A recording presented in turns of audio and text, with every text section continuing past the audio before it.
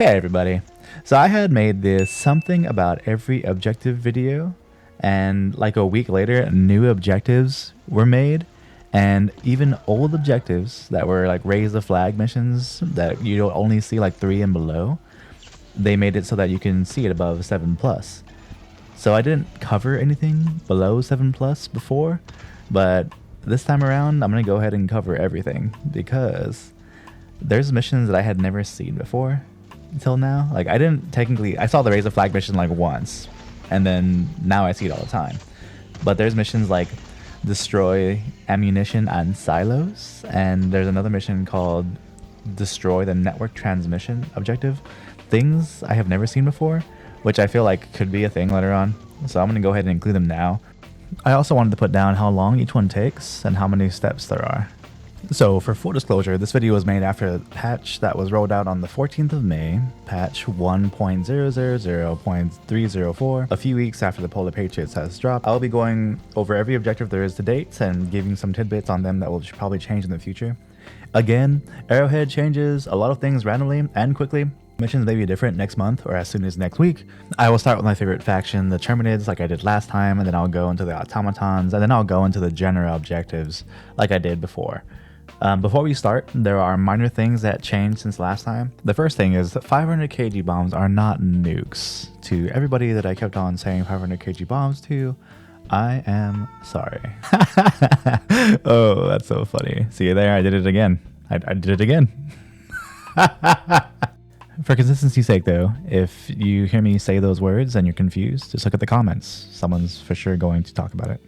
I had also said you could ping the minimap and it would bring up the sub-objective or side objective in bright blue, but now that doesn't work. You have to manually look at it with your eyes and then ping it, and then it'll show up in the minimap.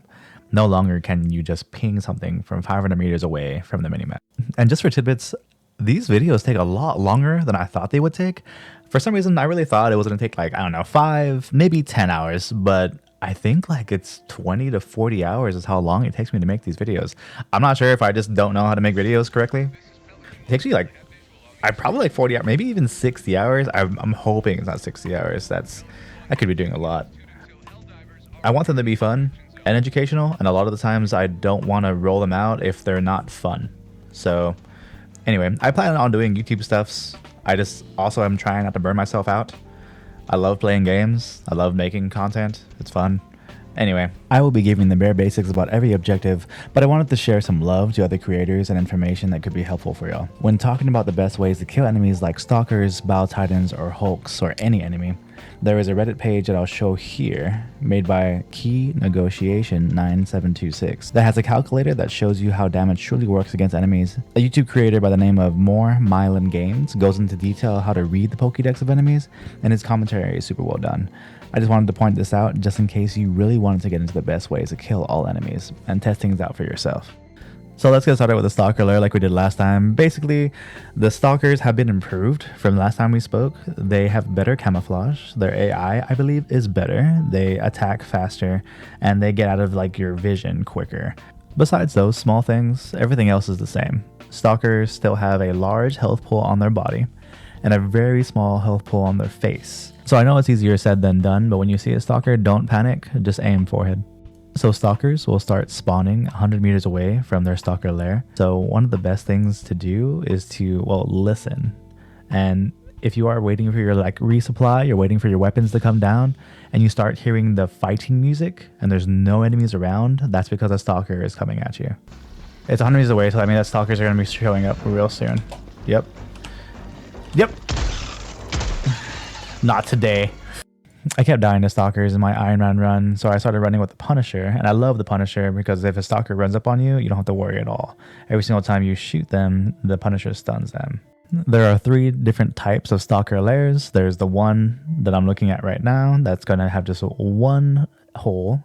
There's going to be a second hive lair that's going to have 2 holes, and then another hive lair that's going to have 2 holes, but it's going to have a pool next to it. This is sort of what they look like on the map.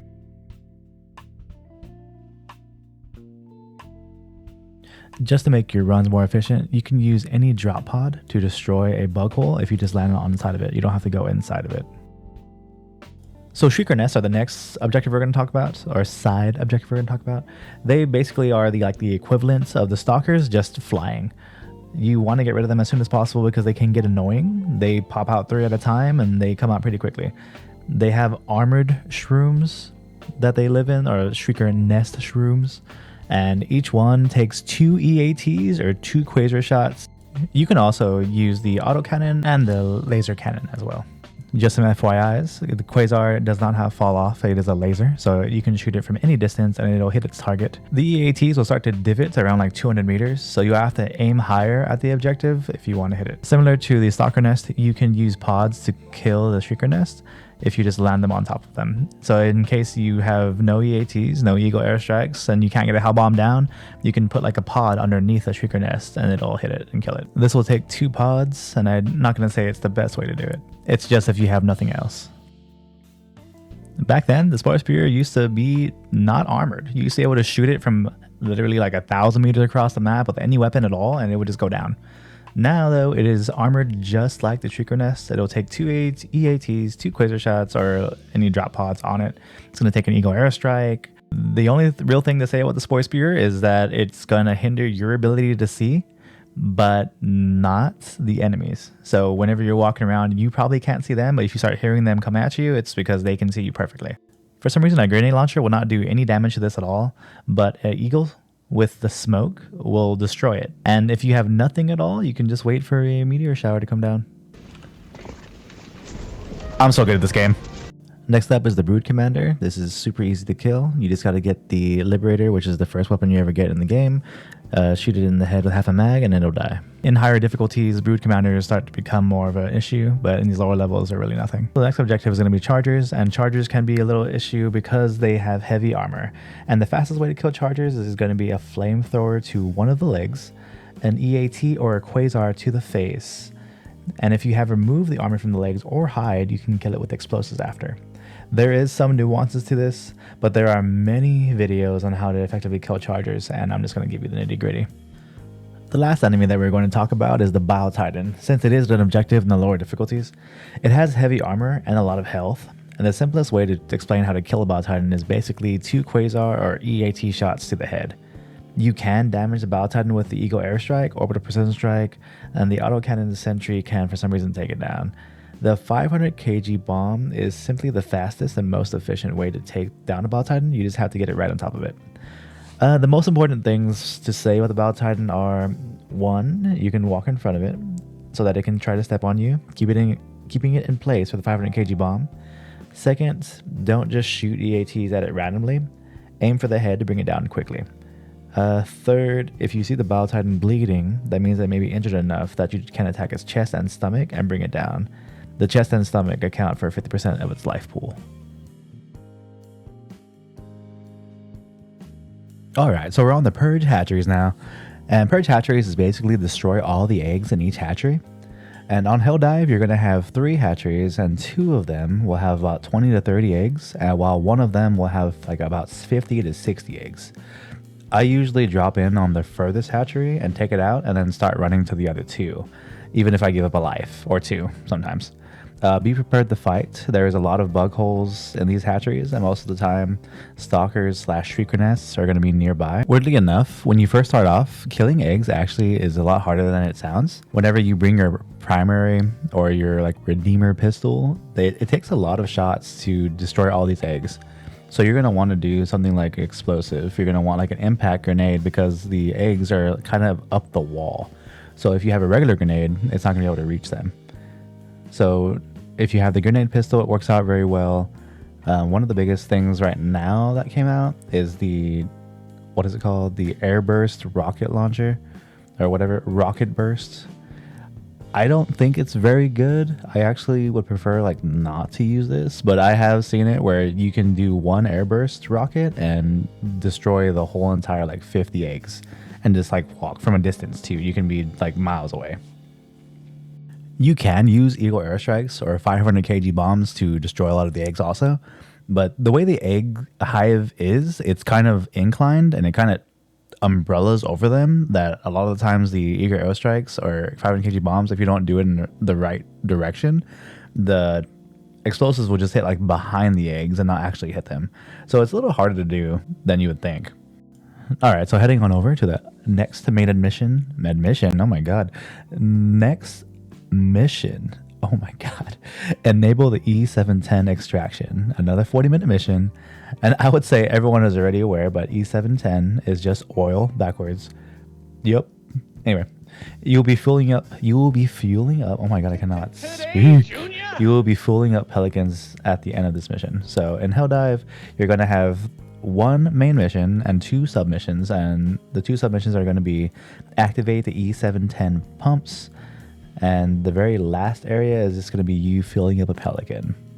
There's really not too much to say about these missions besides like follow the prompts, but the very beginning of the terminal is what gets people, so we'll go with that. So I have seen a lot of Helldivers struggle with just getting this, what is it, activate the E710 flow like a mini game on the terminal, and it's very simple. We'll just go through it.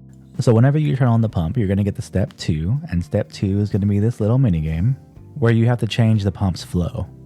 So you will always move the first pump just away from the initial connection that it has.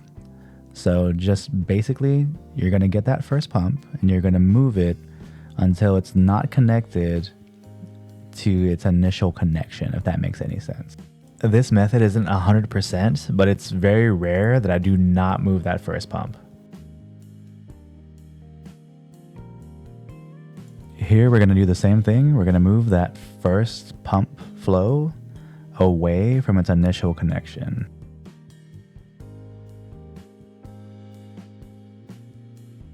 Which just makes the process flow much easier. After those little mini games, you're going to go into step 3, which is basically run up to the pumps and turn them on. Sometimes the pumps are going to be a little hard to see because they'll have infestation on them that you have to shoot.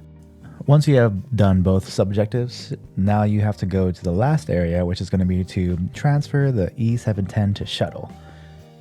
This is going to have a terminal and 1 pump that you have to turn, and then after that you're going to have to go to the middle of the area and hook and unhook a pelican that comes to fuel up. And once you have done that twice, you're done with the mission. And just a small tidbit, even though the pelican is coming in and it's seen from like, it should be seen from like miles away and enemies should be coming to your position, they aren't coming towards you specifically, they're just coming towards the area.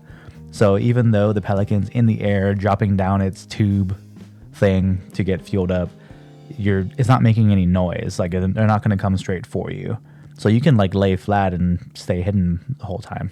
So next up we have the Eradicate Terminid Swarm, a 15-minute mission. In my previous video I had said that this is better to do with a squad and it's really hard to do solo, but now that I've played a lot more, it is still like inconsistent, but it's a lot more doable than I had initially thought. Usually what I see in a squad is everyone brings mortars. They bring the EMP mortars and the regular mortars. Both of those just do extremely well within these missions, and the other 2 stratagems are usually going to be something like the 500 kg bomb. But as a solo Helldiver, sentries don't really work well for us because Bile Titans and Chargers just kind of get past you and get to your sentries, and there's your stratagem, it's just gone. The best way to do these missions solo is to run around the perimeter just as much as you can. So you're going to be basically using as much area as you effectively can. You'll move from the middle and just start running in a giant circle, and the enemies will be chasing you, and you just kind of kite them as best you can. And it's kind of irrelevant, but the enemy percentages have changed. So like hunters are like 0.5%, chargers are I believe 2 now, Bile Spewers are 1, and then Bile Titans are 5. The devs were nice in this mission and allow it so that whenever the mission is done, the pelican just immediately comes down. You don't have to wait for like extract. You don't have to go and call for extract either. So the last mission that we have for the Terminate side is the Blitz Search and Destroy, and that is exactly what it says. It's a 12-minute mission, and you're searching and destroying Terminate bug holes up to 18. I believe Helldive is 18 holes. Probably the biggest thing for me to say about this mission is that the hardest part about it is finding the holes in the first place, especially when the map is obscured by Spore Spewers. A small tidbit to get around that though is that in the beginning of the map, before you even start, you can see red glowing areas that indicate where giant nests are going to be. Another thing as well, Shrieker Nests do count as one, so for every shroom that you kill of a Shrieker Nest, that is one bug hole. But yeah, just a simple and straightforward. Woo! So we are done with the Terminate side, and we're going to be heading over to the Automaton side. So first off, we're going to start with the Automaton side objectives, and the first one is going to be the Sauron Eye, the Detector Tower. So the Detector Tower basically is going to detect you from a distance. Unlike other missions though, that usually follow the 100 meter rule, this Detector Tower does not. It will detect you at 250 meters away and send drop ships directly to your location. It will also turn in your direction if it quote unquote hears you, which is kind of weird to say because it sees you. Anyway, if you drop like Eagle airstrikes or 500 kg bombs or even pods, it will turn in your direction for a duration and you just gotta hide for that time. One of my favorite ways to destroy the Detector Tower is to put a Hell Bomb on the ground floor, and the Hell Bomb is so large it'll destroy the Detector Tower. But that only works sometimes because there's Detector Towers that are in the middle of this like hill. So you'll have to find the Detector Towers that are like on the edge so you can use the Hell Bomb. In that way anyway. But otherwise it's pretty simple. You just try to avoid the eye. If you make some noise, just hide, and you can use a laser, Hell Bomb, Eagle airstrikes, any type of explosive to kill it. So now on to the most troublesome side objective, the Strategem Jammer. This side objective is probably the one that will get in your way the most when on the Automaton side. The hardest part about it is that it makes you run in almost defenseless. This one also doesn't follow the 100 meter rule. I think it's so that you can't walking barrage it. So the Strategem Jammer will jam your stratagems at a 150 meter distance, which is pretty far away. There's been times where I have had like a gunship that I'm trying to destroy, and I'll kill the gunship, get up close to the gunship fabricator, and then try to put a Hell Bomb down, and then I realize that the Strategem Jammer is nearby and I can't put a Hell Bomb down. There is two different types of Strategem Jammers. There is one Strategem Jammer that comes with a fabricator. I feel like this is the more fair one because it has a fabricator attached to it, so as long as you destroy the fabricator, the Strategem Jammer will also be destroyed. So from a distance, you can actually take it out. And I like that because, you know, from a distance, it knocks out every single thing that I have. So it's really nice that I can just take it out if I just get in the right position. But I still have to go there, but it's not as hard as like taking out every single enemy along the way without any stratagems. The second Strategem Jammer though doesn't have a fabricator at all. So you will have to walk up to it, destroy all the enemies that are guarding it, and then use the terminal to shut off the Strategem Jammer. And once it's shut off, it's still not destroyed. But now that it's turned off, you can go ahead and call an Eagle airstrike or the Hell Bomb and destroy it. But that's basically it. Next up is the Anti-Air Emplacement, and they are basically lesser Strategem Jammers. They will only affect your Eagles. So you can of course use orbitals to destroy them, but I usually either end up throwing impact grenades at them or using the autocannon. The anti-air have something that looks like weak points in the back, but you can just shoot it from the front with the autocannon and it'll end up doing the same thing and the same amount of shots. So if you don't have anything to take these out with, then the game will give you a Hell Bomb to drop down. But yeah, there's really not much to them. If you're wondering what I was trying to do in that clip, I was trying to see if the mortar emplacement would destroy the anti-air emplacement, and it did, but it took a very long time, so I wouldn't try it. Speaking about the mortar emplacement, that's our next one. So I used to think the mortars were like the worst sub-objectives in the game, and then I started really like getting into the Strategem Jammer. They still are pretty bad. I would say they're like second. No, I would say third, because I think gunships are second when it comes to needing to destroy a side objective. They will attack you from 150 meters. So Still farther away than most. The gunships won't start spawning until 100 meters. And even though the mortars know where you are, enemies don't. So the gunship will like alert them to your position. The mortar, even though the mortar knows that you are there and it's shooting at you, enemies will still not go towards your direction or look in your direction. They don't hear the explosions or something. I don't understand why it works that way. Well, you got me. By all accounts, it doesn't make sense. Mortars are very close together, so usually I can get them down with one Eagle Airstrike.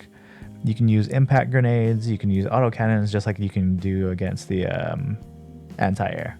Here I was trying to get the rocket devastators or the turrets to shoot the mortar emplacement, but it didn't really work out. The rocket devastators destroyed the mortar emplacement, but it took a very long time. So the automaton units can destroy their own emplacements. It just, I don't know if they take less damage or something from them. So now we're on to everyone's favorite side mission, the gunship. The gunships are annoying.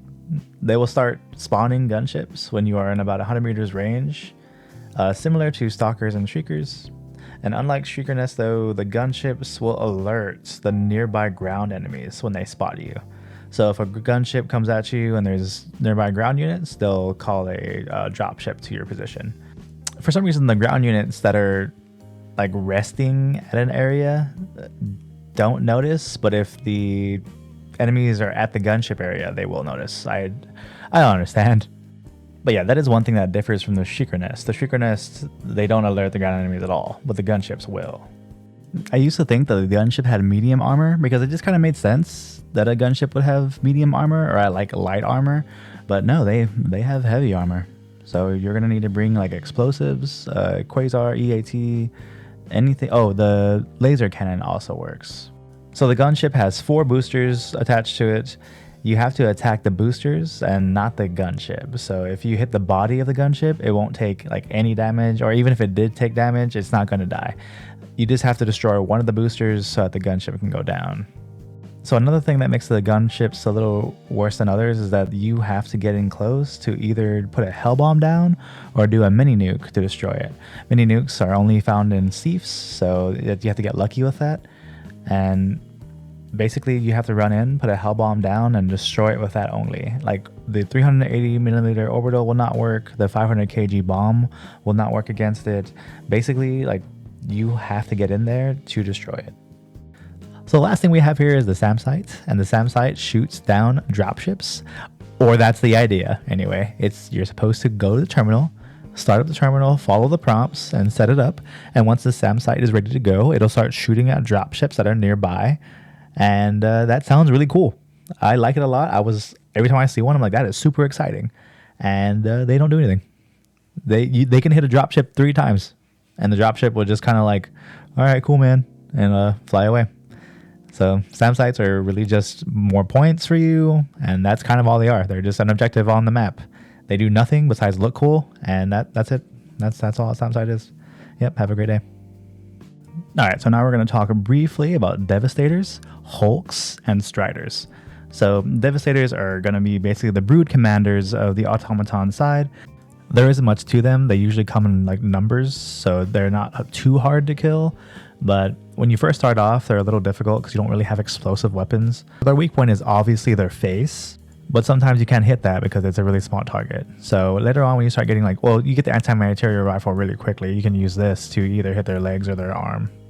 Next up is the Hulk, and the Hulk has their eye or their thermal vent on its back. Usually I use the autocannon to hit the eye twice, or railgun, or even the laser cannon can kill it. I guess the biggest thing about the Hulk that you should know if you're starting off is that the front or the eye is going to require some explosive or something that's like a railgun or laser or autocannon, but their thermal vent in the back doesn't require anything. You can shoot it with anything. And because stun grenades work on them, you can use the stun grenades to hit them in the eye easier or to get behind them.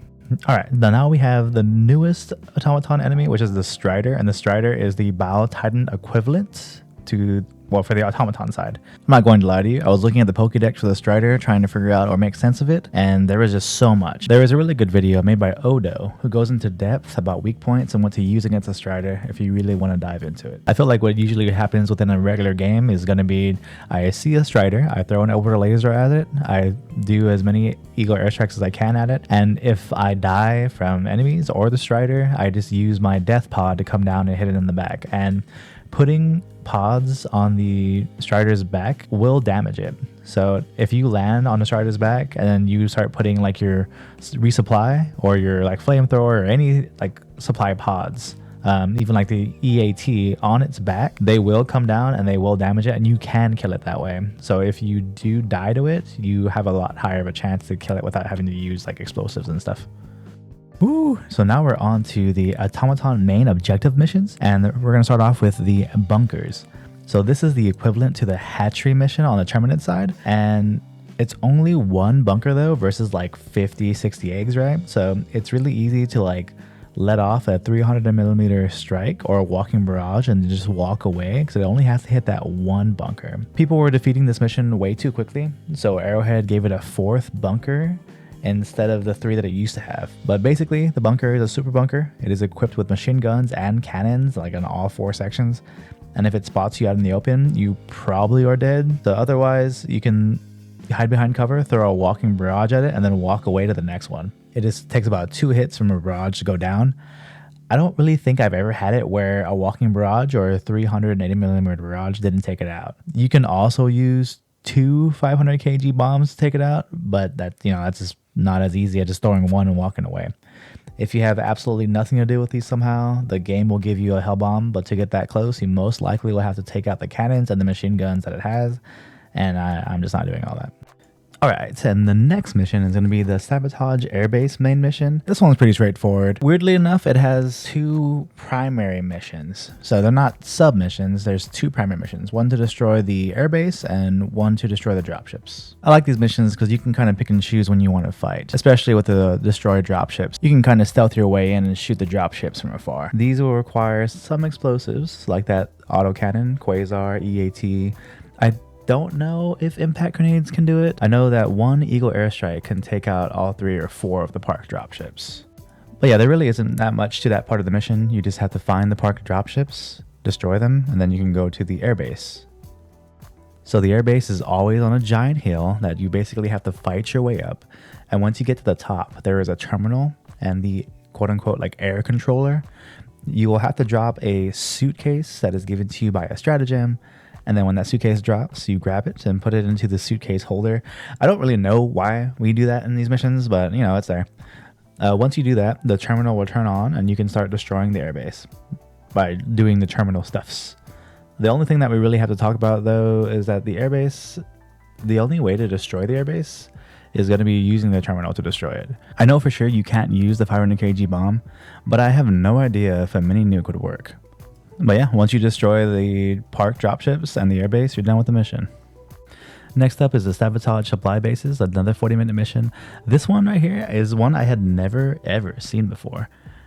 I believe it's a 5 or lower mission, and that's the reason why I have never seen it, because I only do like 9s. I think the reason why it doesn't go higher than like 5 is because the Sabotage the Airbase is just a harder mission in general, and it's basically the same thing, because I have to drop a hell bomb to destroy these 2 silos. You have to go around and shoot the ammunition, and you can just shoot the ammunition. It's very similar to destroying the parked dropships. So I think that's the main reason why we don't see this mission. But yeah, basically it's the same thing. You're gonna go and find the quote-unquote like airbase, but instead it's silos, and you can drop a hell bomb and destroy both. And then when you go and find the ammunitions, you just shoot them and blow them up, just like the dropped parked. Oh my god, the dropships. Yep. Bye. And after that, we head on to the destroy the transmission networks, and this is also another mission I've never seen before.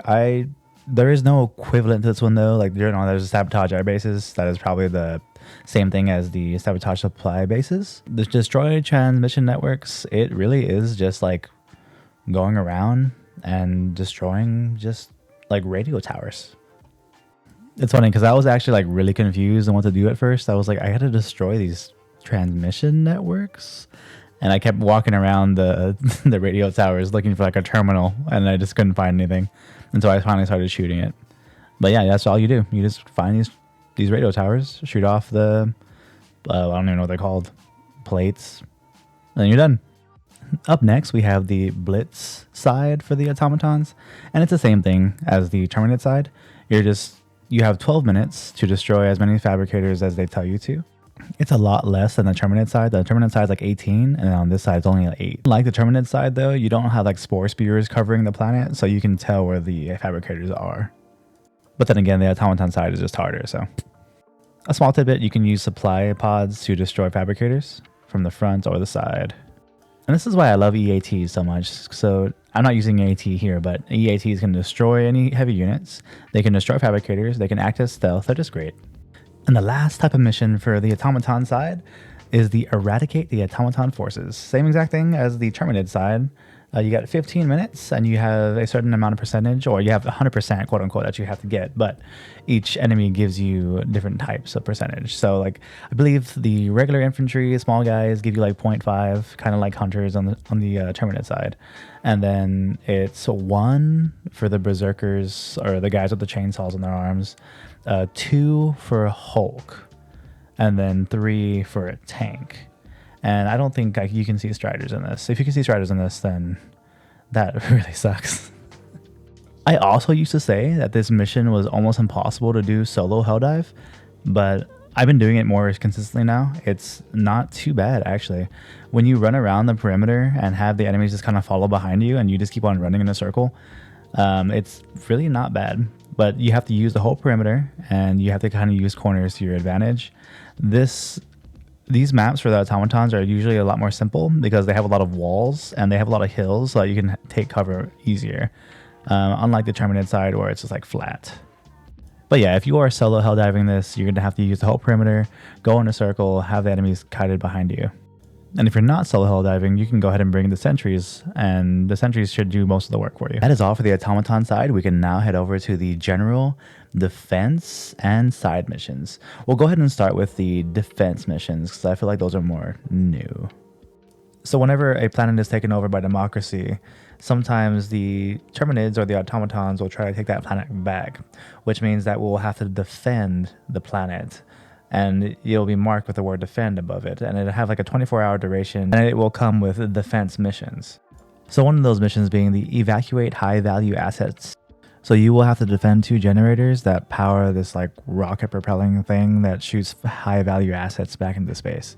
And you will have to defend it for about 13 minutes. From what I can see, most of the time, this mission ends at around 7 minutes. So you have about 13 minutes to defend. I feel like this mission on Helldive Solo is actually the hardest to do on the Terminate side. I've had upwards of like 11 Bile Titans just coming at me, and I'm just one dude. So there's no way I can stop 11 Bile Titans to destroy a generator. The Bile Titans like stomp attack just destroys the generator outright. There's nothing I can do about it. The automaton side though, for the defense missions, I haven't really like seen like Striders or anything like that. So Hulks and tanks will come in, but those you can still destroy pretty easily with like quasars and all that. Nothing too bad. You can also stun all the automaton units besides the tanks, but the tanks move so slowly that you can just take them out from a distance. The way that the terrain is for these maps, like they funnel the enemies into a choke point, it's extremely good for EMP mortars and mortars. The perfect stratagems for this type of mission. I would also say the EAT is one of the top priority stratagems as well, because if you have more than one person, if you just drop an EAT every minute, you're gonna like look behind you and you're gonna have like 10 EATs just sitting there whenever a heavy unit comes along. I think the biggest takeaways for this mission are you're going to want mortars for sure, because the mortars last the longest and they can shoot for the farthest, and they don't kill you technically. Secondly, there are little terminals that close the gates. You don't want to close the gates unless you really need time to like reload or get resupplied or something. The gates go down pretty quickly, especially if a Bile Titan's going to walk through them or a tank's going to shoot them. I also see a lot of Helldivers trying to just fight right in front of the generators. Don't fight right in front of the generators because that's like your last line of defense. You have a lot more gates that they can pass through. Try to fight them in the very, very beginning and try to keep them at bay for as long as you can, because once they get close enough, they can start calling dropships or bug breaches right in front of the generator, and that's when you just start to lose. Oh, and the last thing is the generators can be hurt by friendly fire. So if you have a bunch of bugs or automatons attacking it and you start shooting at them, you can actually blow up the generator yourself. So be careful putting down like autocannons or sentries that are going to shoot at the generators, or you just tossing like an impact grenade because there's so many around the generator. It'll destroy it and then you're done. This is the sound that it'll make whenever it's taking damage from you or from enemies.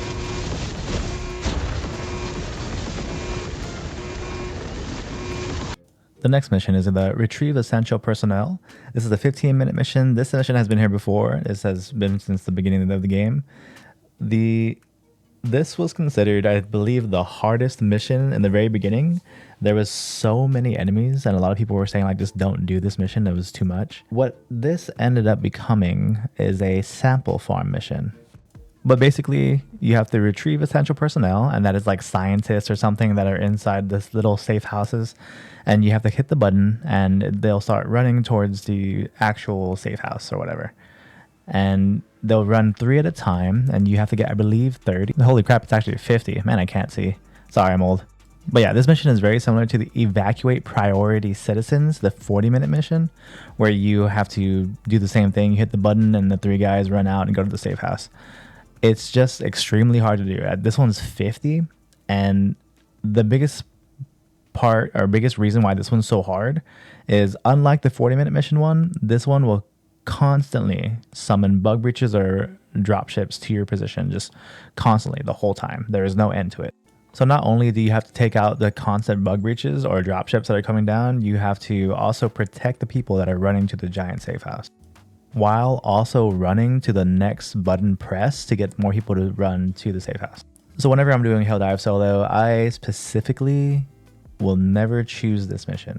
The best way to do it is to get a squad of 4, have 3 people go to the edge of the map and summon the reinforcements or dropships, whatever, to the edge of the map. And the reinforcements will always go to where the fighting is happening. So they can only be like reinforcements summoned at one spot at a time. So if you have 3 people like constantly fighting at a different area, then you have one person run back and start hitting these buttons to get these people into the safe house. As long as those other 3 Helldivers are constantly fighting in that other area, the bug breaches or dropships will not be summoned to this spot where the people are running. Otherwise, for some reason, this small little map has the same amount of samples that a 40-minute mission would also have, which means you have to do that much less running to find that many samples. And because there's such little area for the samples to spawn, they spawn in larger clusters. So if you really need samples, you'll run this mission over and over again, and you won't even do the mission. You'll like come down, you'll get as many samples as you possibly can, then you'll just like evacuate, and that's it. And that's it with the defense missions. Let's go ahead and go to the general side objectives. So there are 3 side objectives that you can always see from your destroyer, and they are the upload escape pod data, terminate the illegal broadcast, and destroy the rogue research station. So the upload escape pod data, all that really is you find this escape pod on the ground, you walk up to it, it'll give you a stratagem to start uploading the data from the pod. You do that stratagem sequence and it'll start a timer. The timer is exactly 30 seconds, and whenever that's done, you can just walk away. Usually around the escape pod, there is a bunch of samples. I have found the most so far to be 8 samples around it. Sometimes it has 0 though. So every now and then I'll just like run up to a drop pod, take the samples and just go. Oh, and if you have to leave the drop pod like mid transmission or whatever because like you're getting swarmed or something, the drop pod's progress will go back down to 0 and you gotta start over. Next is the terminate the illegal broadcast. Basically, you have to destroy this broadcast network that's shouting out nonsense, saying things like Helldivers are sending Terminids down to populate planets to destroy them so that they can grow and get bigger so that we can kill them and get the oil and feed the war effort, but that's all lies. The terminal broadcast is kind of a nuisance in the very beginning because you don't have any explosives to destroy it with, but the autocannon can take it out, the impact grenades can take it out, EATs can take it out, anything that's explosive, grenades, well, not like frag grenades, but grenade launcher can take it out. If you have nothing at all to take it out with, then you can go ahead and go up to the terminal in front of it and shut it off that way, but usually you're going to have something to shoot it from like 10 miles away. Next up, we have the destroy the rogue research station. And basically this one right here is going to have one building. I know when you get down, it'll say destroy all facility buildings, but it's really just one building. The game will give you a hell bomb to destroy it. It can be destroyed by the orbital precision strike, the orbital laser, the 500 kg bomb, along with explosives from the SEAF. I have destroyed it somehow with the Eagle smoke strike. I don't know how. I wish I had recorded it, but I remember I was just throwing a smoke down to put a hell bomb down and it blew up. So I have no idea. Now on to the rest of the general side objectives. So first off, we have the best side objective in the game, the radar station.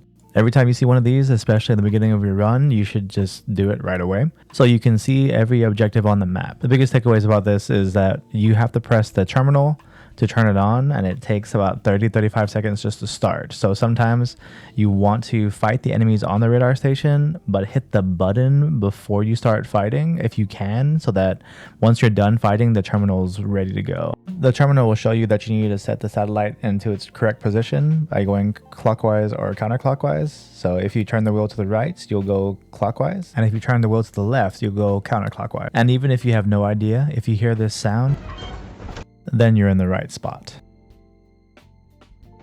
Next up, we have the SEAF artillery side objective. So it's one of my most hated side objectives. I feel like I end up fighting on the SEAF side for like 10 minutes every single time that I'm trying to do it. I feel like the heat that it gives off is just crazy, or at least feels that way. There's always like 2 patrols or something like that coming at me whenever I'm trying to do it.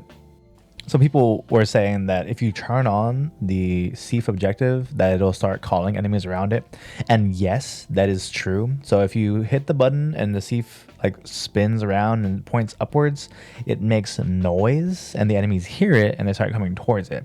But it doesn't matter if you press it or not. The enemy patrols will just come and beeline for it because it's giving off heat. So no matter what you do, they're still going to be sent in your direction. The biggest takeaway about the SEAF is that you just really want a mini nuke. She will be mine. The 2 SEAFs that you are looking for are going to be the mini nuke and the high yield explosive. I would say the order of, or like tier list of SEAF explosives are going to be mini nuke being the best, the high yield explosive being second best, the napalm being third best, and then the static and smoke being situational, and then the explosive SEAF is just complete trash and just should not be in there at all.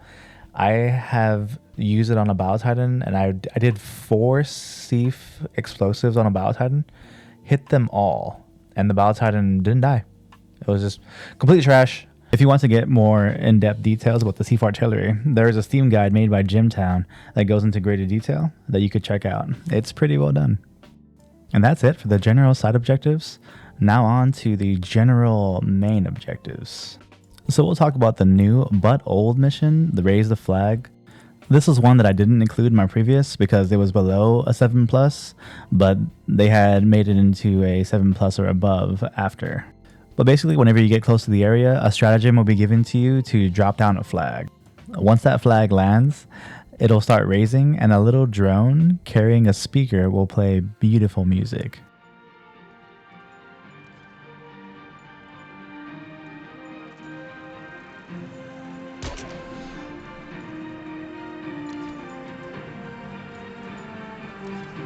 The flag takes about 2 whole minutes to raise, and you have to remain in a 25-meter radius around the flag, or else it'll start going back down. Even though the drone is just blasting music, the enemies aren't gonna come towards it. They're gonna be like in the area, but they're not gonna go like straight towards the flag. So you can actually lay low and stealth after you kill the initial like resting enemies that were on the point. And a lot of the times you can just kind of crawl around until the flag reaches the top. I think the biggest takeaway for this one is even if the enemies come up to you and they're on the point, the flag at the end will say remove the remaining enemies that are on the point. I have had it where I stealthed and the enemies just walked out and the remaining enemies went down to 0 and the flag popped. So next up we have the retrieve the valuable data. This is another 40-minute mission. It comes with 2 sub-objectives and 1 main objective. The 2 sub-objectives could either be power up the power generator and a retrieve the data suitcase, or it could be 2 retrieve the data suitcases. Suitcase eyes? Whatever. It could be 2 suitcases that you have to retrieve. Usually as a solo Helldiver, I would do this mission if it only has 1 suitcase, because 2 suitcases is just too much. So if we're only doing 1 suitcase, that means we're going to have a power generator to go and fix. So we have to go to the power generator area. There's going to be enemies that are resting on the point, so we have to destroy those. Once those are done with, we can go up to the terminal on the power generator and then follow those prompts. If you are uninterrupted, it will take you exactly 1 minute to complete the whole terminal. Then my favorite part is you walk up to the transformer unit and you pull the lever. The next part of the mission is going to be retrieving the SSD hard drive. I just call it like the information suitcase. You follow the terminal's prompts and then it opens up like the suitcase's mailbox or whatever. This one's whole process takes about 40 seconds if you're uninterrupted. Once you open the mailbox for your suitcase, you grab the suitcase and now you will have to run with your secondary out. You will then have to run with the suitcase to the very last area. You will then deliver the suitcase to the mailbox that is next to the terminal at the very last area, which will allow you to use the terminal. The best way to make this more efficient is to get to step 3. After step 3, the 4th part of the terminal is going to be raising the tower. It's a set time, but you could start running towards the tower. It's a pretty far run. I would start doing it now so that you can get there when the tower is raised. This whole process takes about 30 seconds, well, before step 4 anyway. And then comes the really long run to get to the tower. This is basically a radar station. You just have to keep on turning until you hear the beep. The terminal is a lot farther away than a regular radar station, so you have to be more attentive. You then go back to the terminal, you press up on the terminal, and then it'll go to the next phase, which is going to be another wait for 30 seconds. And then once that wait is over, you got to play a Dance Dance Revolution. I guess the biggest takeaway would be that you have to wait 30 seconds before and after you set the satellite. So you would like to fight during those moments. All right, next up, you're going to have the Emergency Evacuation main mission, and it's going to have 2 submissions, and they are the Establish Communication Uplink submissions. For some reason, I feel like these missions should have more than 2 submissions, but it only has 2, so you're going to go and do the same thing on both. These missions kind of feel like a JRPG like mission system where like you got to pick up a rock and put it down. But basically, you go to these terminals, and they will allow you to drop down a suitcase that you then have to pick up and put it inside its suitcase holder. There's not much to say about these submissions. You really just follow the prompts. I guess the biggest thing is sometimes people don't know that they can bring down the suitcase, and that's it. And once you do both of those submissions, you can now start running towards the giant evacuation tower. Take out the enemies resting on it, and then start the terminal. Once you're done with the terminal, it'll open up the safe houses that the civilians are in. And just like the retrieve essential personnel missions, you will have to hit the button that sends the 3 scientists or whoever civilians out, and they'll have to run towards the main building in the middle, and they will draw enemies towards them, and you will have to defend them.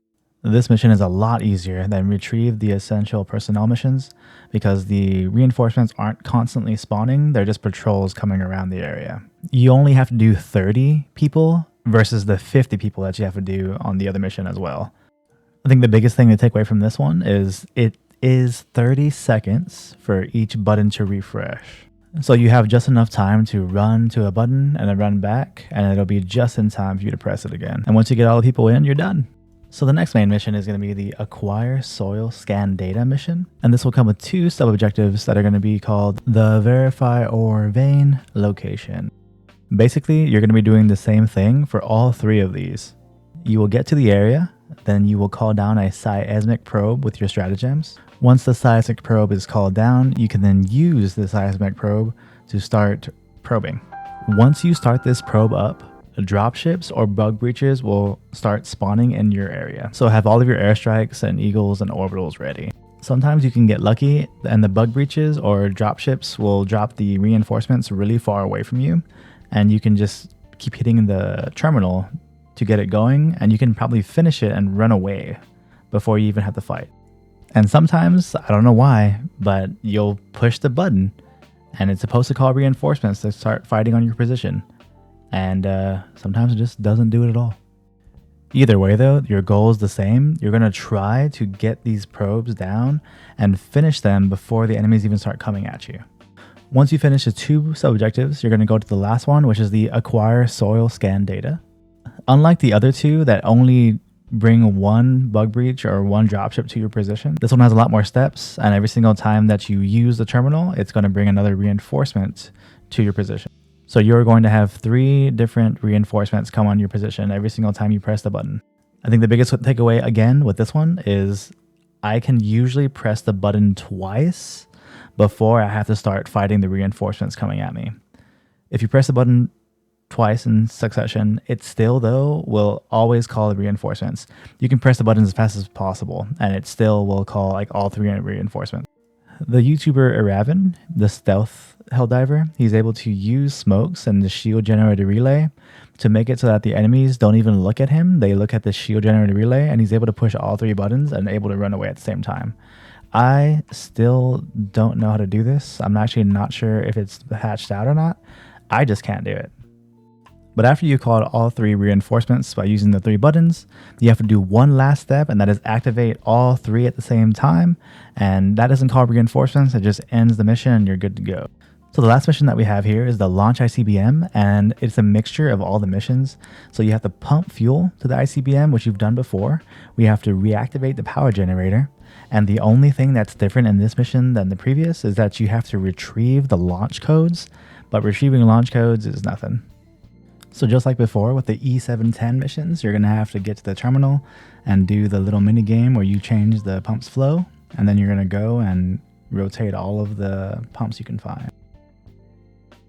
I used to think, man, the ICBM mission is so long, it has 3 sub-missions, but retrieving the launch codes is literally you go there, you pick it up, and then you run away. And you don't even have to make it out, you just got to pick it up. Sometimes I initially drop on the launch codes just so I could pick it up and then pod away somewhere else. And this is the same thing as before. You just reactivate the power generator, you just go up to the terminal, follow the prompts, and at the very end you got to pull the lever. Why do we even have that lever? Now that you're done with all 3 sub-objectives, you can now get to the very last one, which is the launching of the ICBM. So far, I believe that this is the terminal that takes the longest out of every terminal in the game. It has 9 steps, and then 2 of the steps are just you have to wait. And then one of the steps, you have to open all the hatches, which also takes a long while. A nice thing about the hatches, though, is that you can do the hatches after the terminal is started. So you don't have to wait, like the E710 pump mission, where it says you can now turn the pumps, and then only at that moment you can turn the pumps. The hatches you can do immediately after the terminal is put on or turned on. There is no real way to make this go any faster besides doing the hatches like while you're doing the terminal. So if you're in a squad, your squad mates can just be at the hatches opening them up while you do the terminal. So step 3 is going to be putting in launch codes, and then step 4 is opening up the hatches and then raising the ICBM into position, which is a 1-minute wait. Once you get past the 1-minute wait, you then have to put in some more inputs into the terminal. And then once you get to step 7, that's another 30-second wait. So overall, the amount of time that you have to spend on this main mission is going to be at least 1.5 minutes. So that's going to be at least 2 to 3 minutes of you just like straight on this terminal. The ICBM launching does hurt you and enemies nearby, but it didn't really kill the Bile Titan. I was really sad about that. After the ICBM is launched, it flies somewhere across the map and it explodes, and that's the end of the mission. So this is just a bonus tip that I wanted to put in here. A lot of people don't know. If you go to the extraction and you call for extraction and you are leaving the extraction area and the helo or the pelican comes down, if the pelican comes down while you're outside of the area, so it'll say like, 15 seconds for you to come back into the area, but the pelican comes down in like a second. The pelican will come down and it'll start hovering over the extraction point and just shooting at everything underneath. It will destroy everything. So if you're a solo Helldiver and you're trying to extract, one of the best ways to do it is to try to stay on the edge, and if there's too many enemies for you to go back on, you just let the Overwatch destroy them all. Alright everybody, so that's about everything. I think that's all the missions I'm aware of. I'm hoping I didn't miss one. I keep looking through them like, did I miss one? I feel like I did. So if y'all see that I missed one, just put it in the comments. I'll make a video about it. I really don't think I did though, because I've been looking at this video for a while. I think I'll start making videos on like the new missions that come out. Sometimes like the random ones, like the Terminate Control mission or the Dark Matter missions. Probably start doing something like that. Since they're like only event missions, they're not really like a part of the game. They just come in every now and then. Alright y'all. Well, you guys are the best.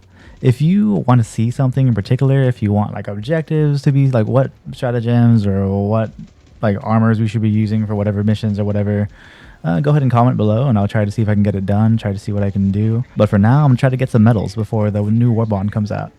Y'all have a great night. Latest.